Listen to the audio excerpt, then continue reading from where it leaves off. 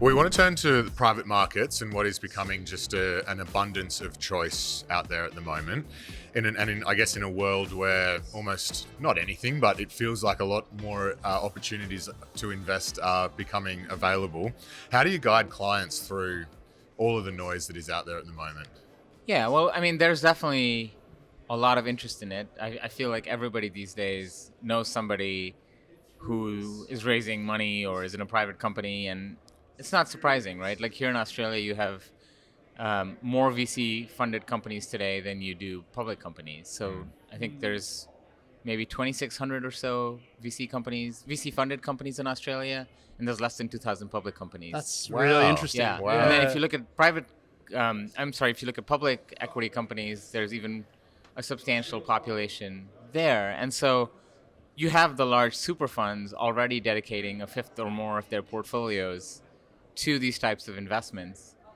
And as you think about the pools of money that are available in Australia, primarily the super assets that each individual here has, why would you not over time take those long dated assets that don't need liquidity right away and put some of that to work in those types of investments? Now, clearly you need the vehicles that would allow for that, but over and above that, you also benefit,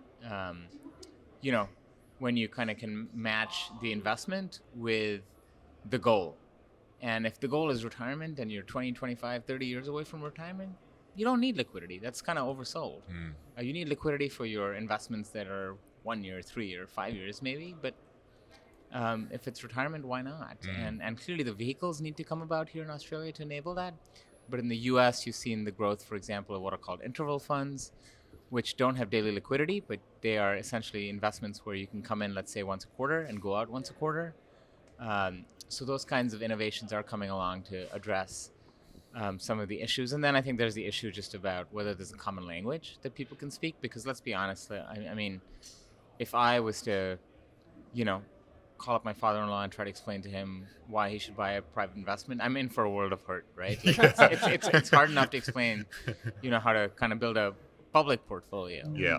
But if I suddenly have a language that stretches across public and private, it becomes a much easier conversation to have, and we're working to do that for individuals and advisors. So I said at the start of this conversation that you being in the US, you see a lot of trends that are emerging before they come to Australia. I think if I think about what's hot in the Australian private markets right now, private credit is probably number one. Yeah. And also we're seeing a big trend in the private equity space to make more accessible vehicles, lower minimums. Yes. Interval funds, like you said, we're starting to see emerge here. What are some of the trends that you're seeing in the US? I mean, you kind of hit them all right now in terms of. Oh, so we're not that far behind. Nice. No, I think it's the growth has been faster Yeah. in the U.S. and the rollout. Probably the thing I would say in Australia that you just hit on is private credit is much easier to make accessible than private equity is. There's just I think it's harder to get access to some private companies in a scalable way. It's much easier to get access to private credit in a scalable way. One thing we are working on, though, is having private credit and private equity benchmarks. So we already have the unicorn indexes, for example, because just as in the public markets, I think you want to be able to have comparability and trackability, and you want to hold your managers accountable. So just because it's private doesn't mean you should pay a whole lot more or not know how your performance is doing, and it should be comparable to your public investments.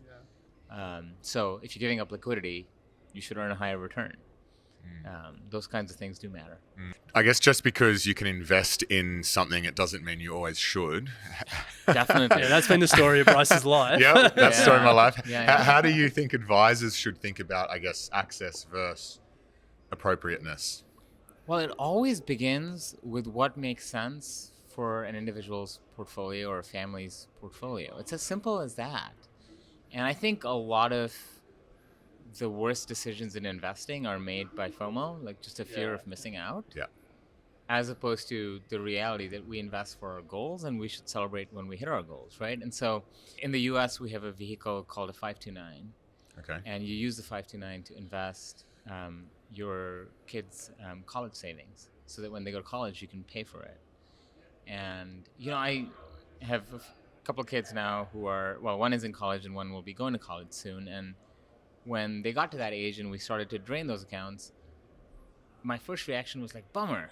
Like, we're gonna have to start like draining these accounts that we've been building for 20 years. But then I sat back and said, actually, this is great. Like, this is what they're there for. And I think sometimes with investing, we forget that it's about hitting goals and not about competing or out-competing. And so maybe somebody has a slightly better return, or maybe somebody has a slightly more perfect outcome. But as long as you've kind of built something that matches your desired outcomes and your risk tolerance, like, FOMO does not matter. But the worst thing is, like, if you get a month like we did in April where the markets are down and you're freaking out, that means you kind of haven't built your portfolio in a way that lets you sleep at night. And investing is about being able to sleep at night and not about like being awake wondering what the hell's going on in my portfolio. Yeah.